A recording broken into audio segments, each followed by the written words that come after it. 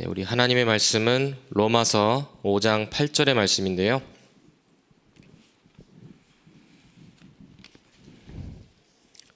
신약성경 로마서 5장 8절의 말씀인데요.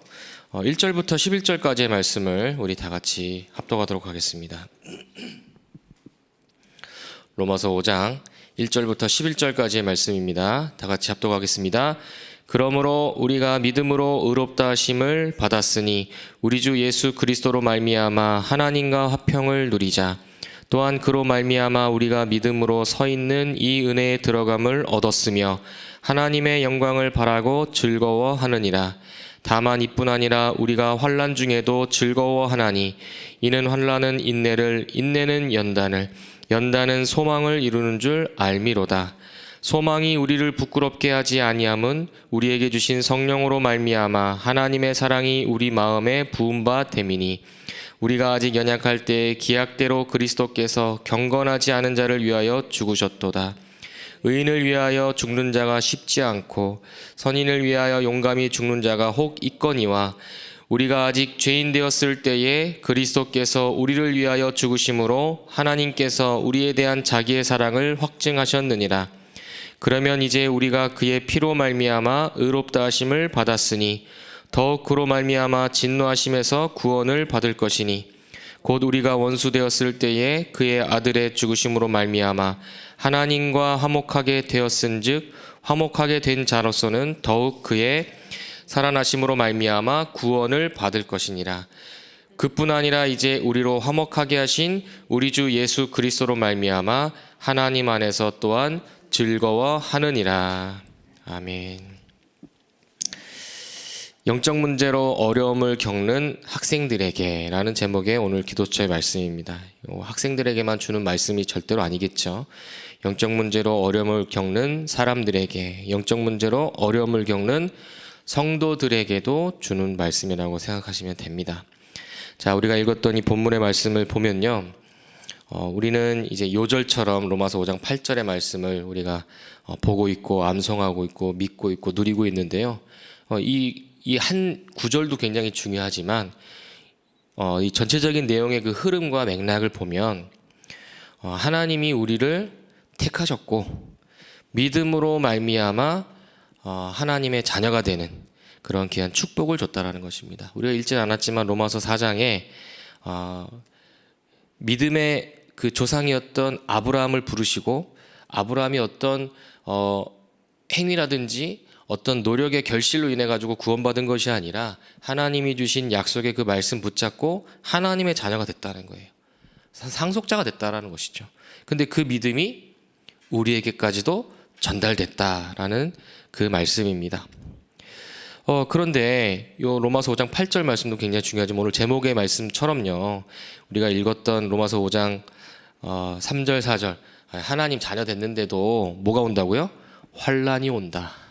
환난 오는데 뭐 한다고요? 즐거워하나니. 왜 그렇습니까? 인내할 수 있고 우리를 단단하게 만드는 연단, 그리고 하나님의 그 뜻과 계획이 이루어지는 소망, 이것이 있기 때문에 괜찮다라는 거예요. 하나님 함께하기 때문에. 그러면 오늘 말씀의 제목처럼 영적 문제로 어려움 겪는 사람들에게 가장 필요한 것이 뭘까요? 영적 문제 해결이 포커스가 아니라니까요. 그게 뭐냐? 하나님 함께하는 게, 그리스도께서 우리와 함께 하시는 것이 최고의 축복이라는 거예요. 혹시 이 아침에 또 예배에 참여한 우리 많은 우리 성도님들 계실 텐데 여러 가지 문제 있을 수 있습니다. 개인에게 오는, 또 자녀에게 온, 가정에게 또 여러 가지 문제 있을 텐데요. 그 문제 해결을 위해서 기도하지 말라는 뜻은 아니지만 문제 해결 이전에 문제에 해답 되시는 그리스도를 붙잡고 또 승리하는 그런 증인의 축복을 누리게 되시기를 주님의 이름으로 축복합니다. 제가 이제 교회에서 이제 새가족부를 맡고 있다 보니까 이제 많은 새가족들을 또 만나는 그런 자리에 있습니다. 물론 뭐 메시지만 전하는 그런 부분들도 있겠지만 또 교육 이후에 이제 수료한 분들을 또 이제 만나서 또 교회 안내도 해드리고 또 교구나 기관과 또 부서에 또 잘 또 정착하고 또 인도 받을 수 있도록 이렇게 소통을 하고 있는데요. 만나는 사람들마다 이렇게 보면 물론 현장에서 만나는 사람들도 굉장히 중요하지만 야, 이거 하나님의 절대적인 그 계획 속에서 여러 현장에서 오시는 분들이 하나님의 그 뜻과 계획 속에서 오시는 분들이구나라는 생각이 들더라고요. 그 중에서도요, 어떤 분은요, 그 수료한 후에 이렇게 막 이런저런 대화를 나누고 10년 이제 식사까지도 같이 하는 그런 시간을 가졌는데, 식당에서, 교회 식당에서요. 이제 그 얘기를 하는 거예요. 아니, 사람은 멀끔하게 보이고 멀쩡하게 보이는데 굉장히 어려움을 많이 당했다고 얘기를 하시더라고요. 그래서 뭐 말할 수 없을 정도의 그런 많은 어려움을 많이 당하셨다고 하더라고요. 근데 무슨 말씀을 하시냐면, 무슨 명언을 하셨냐면, 자기가 그렇게 어렵고 힘든데, 그 어렵고 힘들 때 이제 누군가가 전해준, 자기 지인이겠죠. 근데 하나님 보내준 사람이겠죠. 그 사람이 보내줬던 그 복음의 말씀을 들었는데, 복음을 듣고 하나님 자녀가 되니까, 여기서부터 명언입니다. 아니, 자기 문제는 하나도 해결 안 됐는데 자기가 행복하더래요. 자기 문제는 하나도 해결 안 되고 그 문제 그대로 있는데 하나님 자녀 된 게 얼마나 기쁘고 행복한지.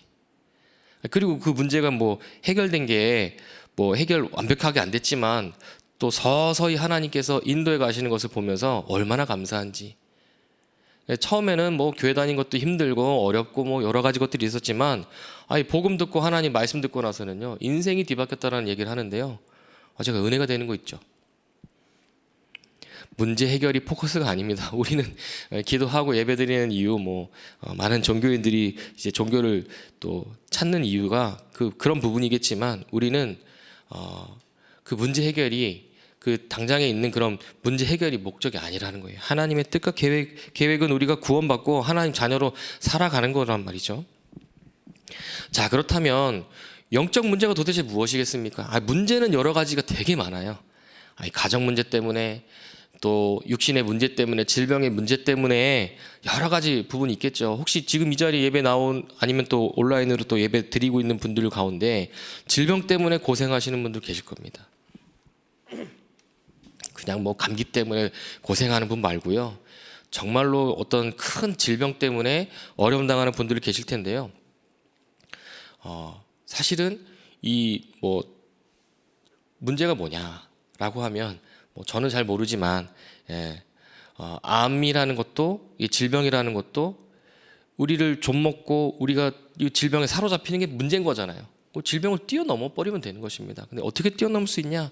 그 질병을 치료하기 위해서가 아니라 질병을 뛰어넘는 영적 상태가 되면 되는 것이죠. 자, 그래서 영적 문제가 뭐냐? 영적 문제가, 서론의 말씀을 보면요, 영적 문제로 어려움을 겪는 렘넌트들에게 기도를 바르게 가르쳐 주어야 합니다. 맞습니다. 이 기도가 바르게 가르쳐 줘야 되겠죠. 근데 그냥 보면 이 기도라는 그냥 행위로만 보면은, 기도해라 말은 쉽다니까요.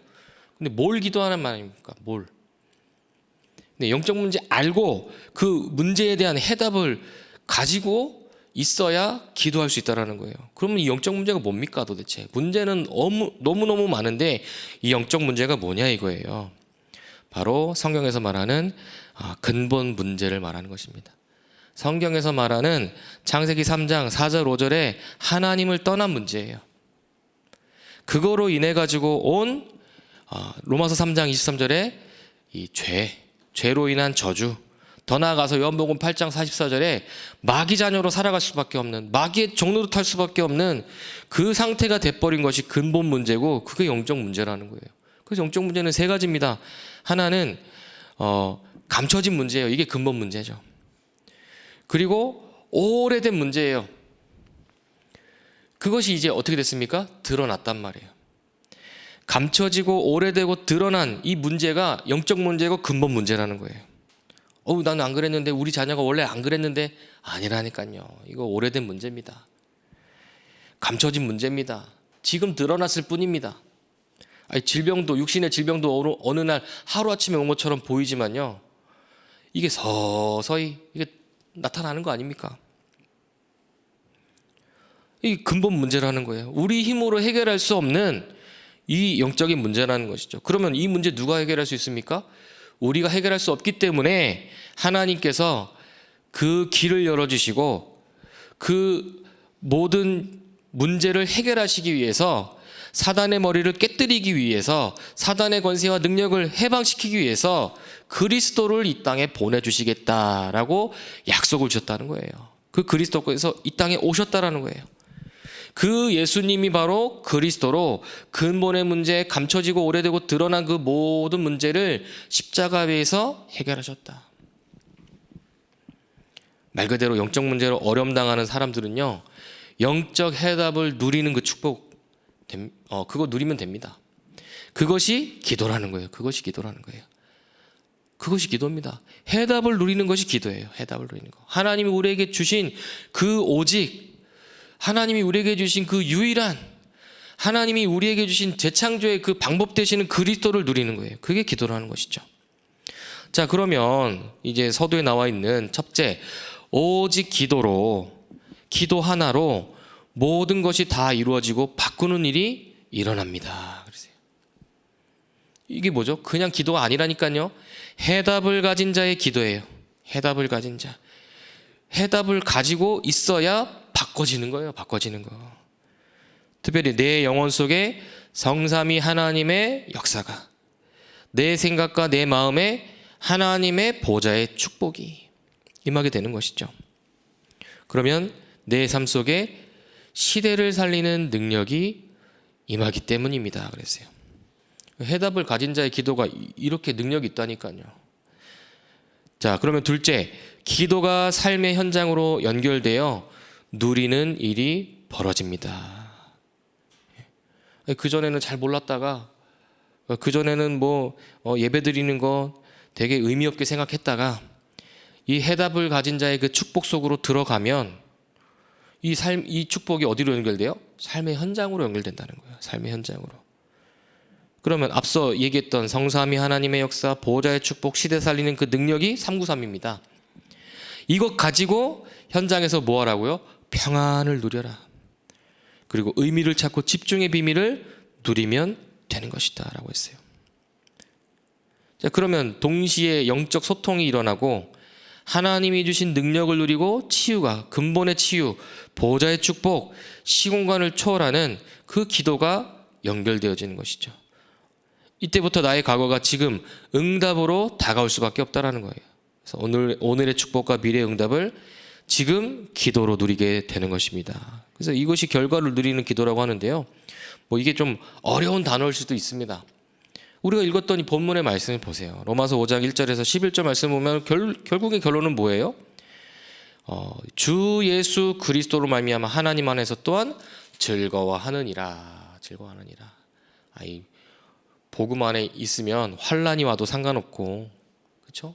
영적 문제와 와도 상관없는 즐거워하는 그 축복 누리게 된다라는 거예요. 왜?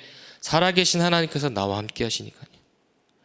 성부 하나님께서 주신 그 말씀이 나와 상관있고, 성자 예수 그리스도께서 십자가에서 내 모든 문제 해결하시고, 성령 하나님께서 지금 나와 함께 하시는 그 축복을 누리니까 말 그대로 한 단어로 표현하자면 즐거워할 수밖에 없다라는 것이죠. 그렇죠? 자, 그래서 여기서 읽었던 첫째, 둘째, 셋째 어려울 수 있겠지만요. 여기 마지막에 나와 있습니다. 이렇게 하나님이 함께하는 비밀을 누리면, 이렇게 나와 있어요. 뭐라고요? 하나님 함께하는 비밀을 누리는 거예요. 여기 있는 문장 다 기억 안 해도 됩니다. 하나님이 함께하는 그 비밀을 누리면 이게 전부라는 거예요. 저와 여러분들 오늘 하나님과 함께하는 그 비밀을 누리게 되시기를 주님의 이름으로 축복합니다. 이게 전부라는 거예요. 문제와 함께하는 것이 아니라 하나님과 함께하는 그 비밀을 누리는 그 축복. 그러면 어디에 있든지 답이 나오기 때문에 흔들리지 않는다. 그래서 믿음의 사람들 보면 어떻습니까? 바울이 썼던 이 로마서에 나와 있던 로마서의 그 믿음의 사람들뿐만 아니라 성경에 나와 있는 렘넌트 7명들, 또 믿음의 사람들 히브리서 11장의 사람들, 로마서 16장의 사람들 기본적으로 다 죽음의 위기였어요. 그렇죠? 죽음의 위기가 그냥 단순히 칼만 들이댄 게 아니라요. 예수 믿는 것 때문에 인간관계, 예수 믿는 것 때문에 경제적인 그런 많은 그런 피해, 여러 가지 것들 다 끊어졌다니까요. 그런데 뭐였다고요? 하나님이 함께하는 그 비밀을 누렸어요. 대표적인 그 축복을 누렸던 사람이 요셉 아닙니까? 어떤 그런 상황 가운데 있으면 축복도 아니겠죠. 근데 돌아보니까 축복이었지만 가족들한테 완전 손절당했어요. 형제들한테 손절당해가지고 그냥 단순히 손절, 그냥 인간관계 끝난 게 아니라 형제들이 죽이려고 했다니까요. 구덩이에 밀어버렸다니까요. 아예 팔아버렸다니까요. 그런데 요셉에 대한 평가가 성경에 뭐라고 나와 있습니까? 여호와께서 요셉과 함께 하심으로. 어떻게 이렇게 될 수 있겠습니까? 또 반대로 얘기하자면 이렇게 될 수 있다라는 거예요. 가족들, 뭐 주변 사람들, 아니면 나 스스로든 여러 가지 환경, 어려움 있을 수 있겠지만 그리스도로 말미암아 여호와께서 함께 하시는 그 축복을 누릴 수 있다라는 것을 증거하기 위해서 성경을 기록해 놨다니까요. 자, 그렇다면 첫 번째 말씀을 확인하면 됩니다. 결국에는 말씀으로 우리가 확인할 수 있습니다.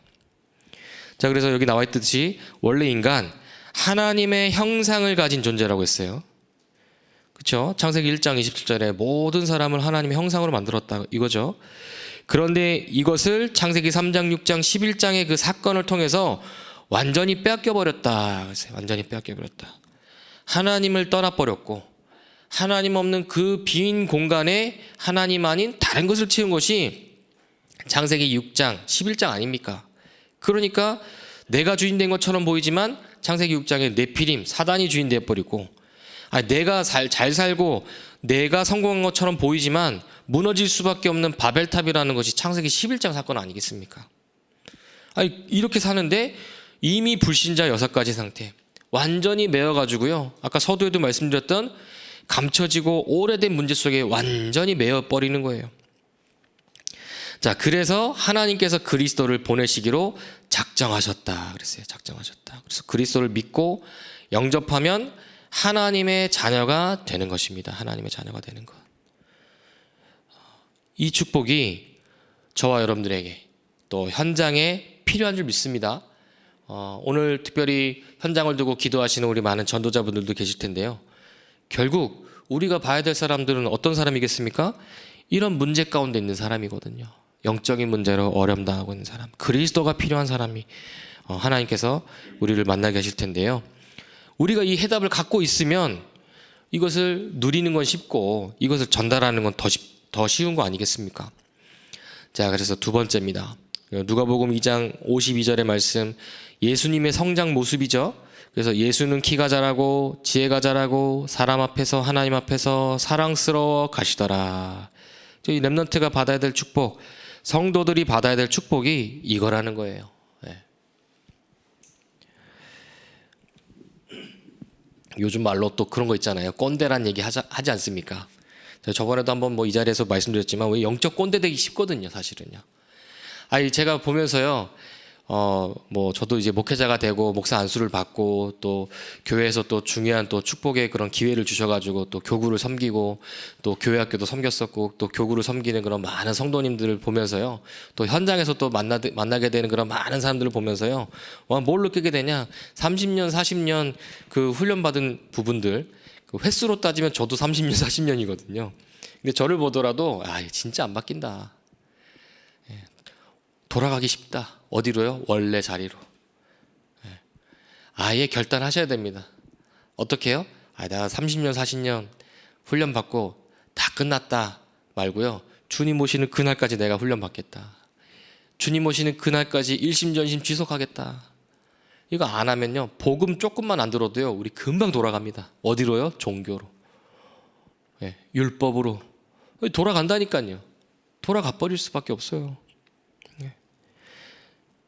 그래서 우리는 고린도서 5장 17절 말씀처럼 날마다 새로운 피조물의 그 축복을 누리는 거예요. 언제요? 그리스도 안에 있을 때. 그리스도 안에 있을 때. 이 축복을 누리시길 바랍니다. 어느 정도로요? 나에게 남겨져 있는 그 영적인 문제가, 나에게 남겨져 있는 그 사탄의 통로와도 같은 그 문제가 완전히 나에게 영향을 끼치지 못할 정도로, 그 문제는 이미 십자가에서 끝났습니다. 사탄의 권세는 이미 결박이 됐거든요. 근데 아직 남겨져 있어요. 각인 뿌리 체질처럼 남겨져 있다니까요. 그러면 새로운 각인, 새로운 뿌리, 새로운 체질, 하나님의 것으로 편집되기 이전에 영적인 문제로 창세기 3장, 6장, 11장 그 근본의 문제로 편집, 설계, 디자인되어 있다니까요. 그럼 우리 뭐 해야 돼요?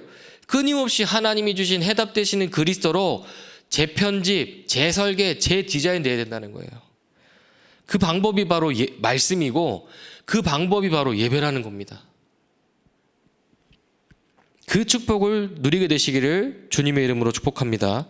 그러면 세 번째, 사탄은 주인의 자리를 공격한다. 이렇게 나와 있어요. 사탄이 나의 주인이 되면 안 됩니다.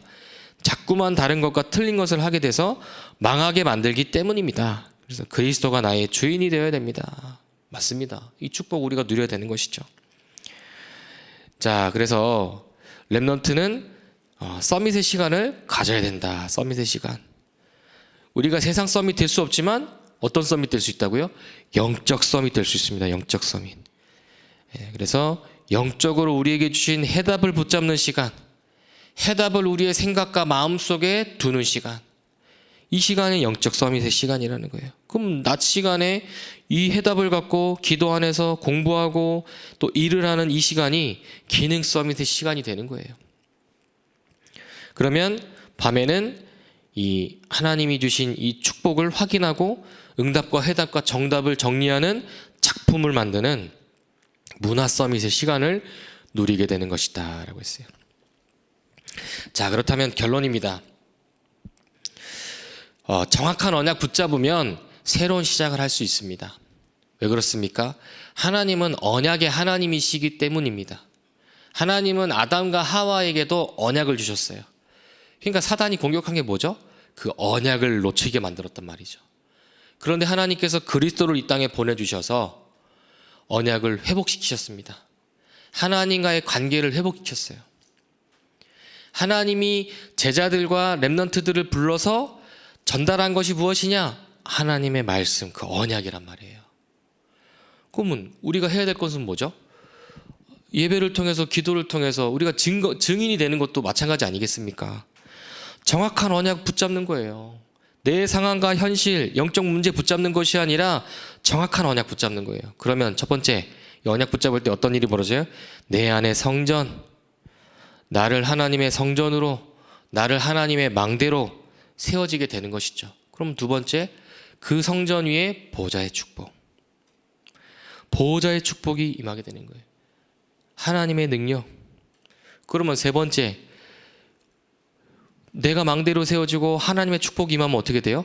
가는 곳마다 망대 세울 수 있습니다. 1,000망대의 축복을 우리가 누리게 되는 것입니다. 그래서 오늘 우리 귀중한 우리 모든 우리 전도자들, 우리 성도님들 영적 문제 때문에 고생하지 마시고 영적인 그 문제에 대한 해답 되시는 그리스도를 붙잡고 승리하시는 증인들 되시기를 주님의 이름으로 축복합니다.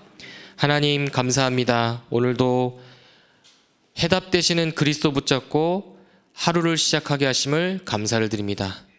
이 해답이 내 안에 성전이 되게 하시고 망대가 되게 하시고 그 망대 위에 또 세워진 성전 위에 보좌의 축복이 임하게 하시고 현장에 1,000망대를 세우는 증인의 축복을 누릴 수 있도록 역사해 주옵소서.